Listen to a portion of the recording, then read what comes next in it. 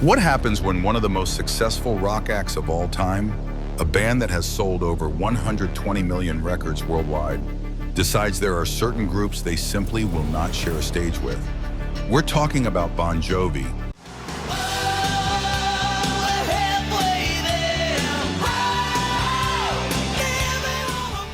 a band that has conquered arenas, topped charts, and left an indelible mark on rock history. But behind the stadium anthems and the smiling charisma of Jon Bon Jovi himself lies a much more complicated reality. The politics of the music industry, artistic integrity, clashing egos, and the unspoken rivalries that can decide who tours with whom. Bon Jovi has been in the spotlight since the mid-1980s, and their global success has meant constant offers to join tours, festivals, and co-headlining events. But not every band was welcome. In fact, there are 6 specific bands that Bon Jovi reportedly refused to tour with, and the reasons are just as fascinating as the music itself. Some of these refusals were rooted in musical differences, some in personal clashes, and others in the ever-sensitive politics of rock and roll. So today we're pulling back the curtain to explore the 6 bands Bon Jovi refused to tour with and why. Some of these decisions will surprise you, some will make perfect sense, and all of them will give you a deeper understanding of just how strategic and protective Jon Bon Jovi was about his band's image, legacy, and audience. Stay tuned until the end. The final point will truly surprise you. 1. Guns N' Roses, Chaos versus Control. Perhaps the most famous and dramatic example of a band Bon Jovi refused to tour with is Guns N' Roses. On the surface, a joint tour between 2 of the biggest names in rock during the late 80s and early 90s would have been a guaranteed money-making machine. Both bands were selling millions of records, packing arenas, and defining a generation of rock fans. Yet behind the scenes, Bon Jovi and Guns N' Roses could not have been more different, and those differences became deal breakers. Bon Jovi's brand was built on anthemic, polished, and accessible rock songs. Tracks like Livin' on a Prayer, You Give Love a Bad Name, and Wanted Dead or Alive weren't just radio hits. They were carefully crafted to resonate with a wide audience, from teens to adults, men and women alike. They projected a clean, uplifting energy, something families could enjoy together at a stadium show. Guns N' Roses, meanwhile, embodied chaos, danger, and rawness. Their reputation for onstage unpredictability, offstage partying, and clashes with promoters made them legendary but also incredibly volatile.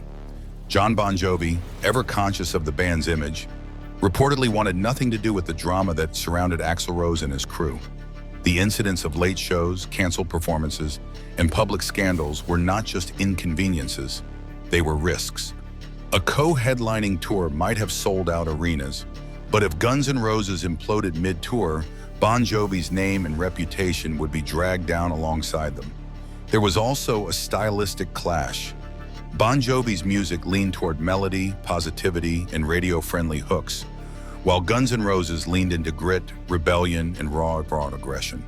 Sharing a stage could have confused audiences, or worse, alienated Bon Jovi's loyal fan base, who appreciated the band for offering a safer, more reliable form of rock escapism. In the end, Bon Jovi's decision not to tour with Guns N' Roses was about protecting their brand and their audience. They wanted their shows to be memorable for the right reasons: sing-alongs, positive energy, and consistency, not chaos, fights, or drama.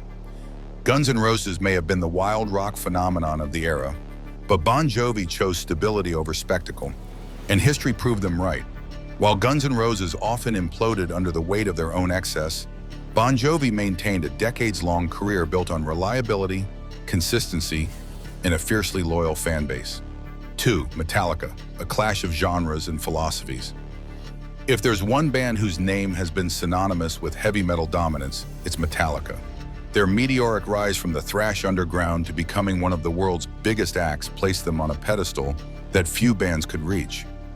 At first glance, pairing Metallica with Bon Jovi on a tour might have seemed like an unstoppable juggernaut, 2 of the biggest rock acts drawing massive crowds worldwide. But Jon Bon Jovi and his band wanted nothing to do with it, and the reasons reveal just how carefully Bon Jovi managed their brand and career trajectory. Bon Jovi's music has always been melodic, hook-driven, and accessible. They thrived in the world of mainstream rock, producing anthems that dominated radio stations and MTV throughout the 80s and 90s. Songs like Livin' on a Prayer and Always were designed to connect universally, crossing barriers of age and culture.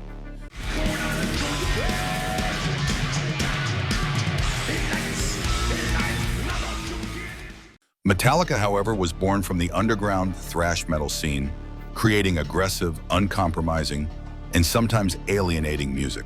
Their sound was loud, fast, and dark, appealing to a specific, devoted fan base, but not necessarily crafted for mainstream palatability.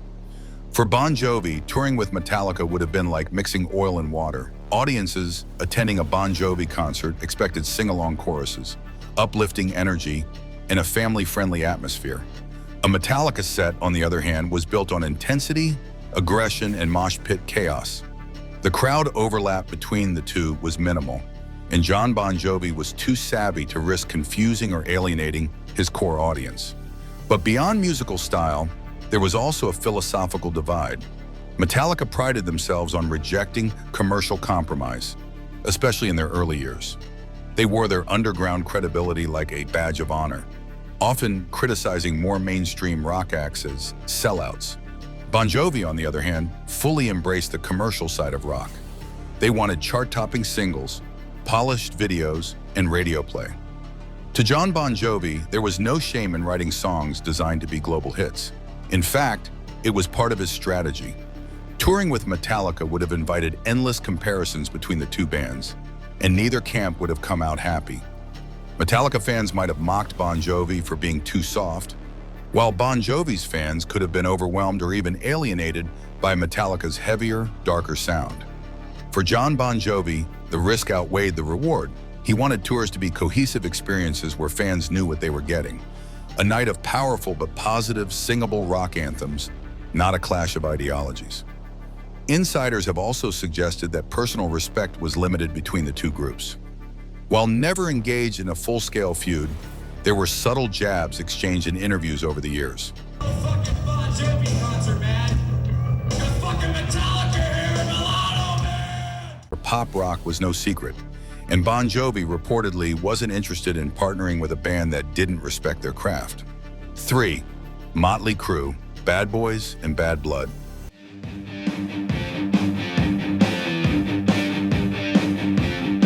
If there was ever a band Bon Jovi actively wanted to avoid sharing a stage with, it was Motley Crue. Known for their outrageous antics, wild parties, and headline-grabbing controversies, Motley Crue represented everything Bon Jovi deliberately steered away from. While both bands emerged from the glam rock scene of the 1980s and enjoyed massive success, their reputations and public images could not have been more different. Bon Jovi positioned themselves as the good guys of arena rock. Yes, they had the leather jackets, big hair, and stadium anthems, but they kept their reputation relatively clean. Jon Bon Jovi, in particular, was protective of the band's public image, avoiding scandals that could tarnish their credibility with mainstream audiences. Motley Crue, on the other hand, thrived on chaos. Their legacy was built on debauchery, drugs, fights, feuds, arrests, and scandals that kept tabloids busy for decades. For Jon Bon Jovi, associating with Motley Crue was not only a bad business decision, but also a serious reputational risk. A co-headlining tour might have drawn massive attention, but it would have linked Bon Jovi's brand to Crue's chaos. Bon Jovi wanted families, teenagers, and everyday fans to feel safe at their shows. Motley Crue shows, by contrast, were unpredictable and often dangerous environments, complete with rowdy crowds and sometimes violent incidents. But it wasn't just about reputation. There was also personal bad blood between the two bands. Throughout the 80s, Bon Jovi and Motley Crue were often compared in the media as rivals within the glam rock movement. Jon Bon Jovi reportedly disliked the Crue's attitude, seeing them as reckless and unprofessional. In interviews, members of Motley Crue weren't shy about throwing shade at Bon Jovi either. Play early and just get out there and rock and roll. We played a short set, blood guts rock and roll. Mocking their polished image and radio-friendly hits. The animosity was mutual, and it only reinforced Jon Bon Jovi's decision to keep his band far away from theirs. Another important factor was audience alignment. Bon Jovi's fan base consisted of a wide demographic, from teenagers to middle-aged adults, with a strong appeal to women thanks to their romantic ballads. Motley Crue, while also popular with women, attracted a heavier, rougher crowd that thrived on the band's bad boy reputation.